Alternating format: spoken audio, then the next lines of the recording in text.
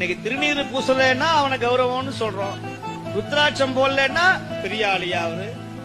ருத்ராட்சம் போட்டா பண்டாரம், பரதேசி, சாமியாரு. உலகத்திலேயே உயர்ந்த பதவி எது தெரியுமா? நெற்றியிலே திருநீரும் மார்பிலே ருத்ராட்சமும் நம்முடைய சிகையிலே சடையும் வைத்திருந்து சிவனை வழிபடுகிற அந்த பதவியை தவிர உலகத்துல ஒரு பெரிய பதவி எதுவுமே கிடையாது. இதை சொன்னவர் மூர்த்தி நாயனார். மூர்த்தி நாயனார் மதுரையில யானை மாலை. இன்னைக்கு திருநீர் பூசலன்னா அவனை கௌரவம்னு சொல்றோம். ருத்ராட்சம் போடலன்னா பெரிய ஆளியா அவரு. ருத்ராட்சம் போட்டா பண்டாரம், பரதேசி, சாமியாரு. உலகத்திலேயே உயர்ந்த பதவி எது தெரியுமா?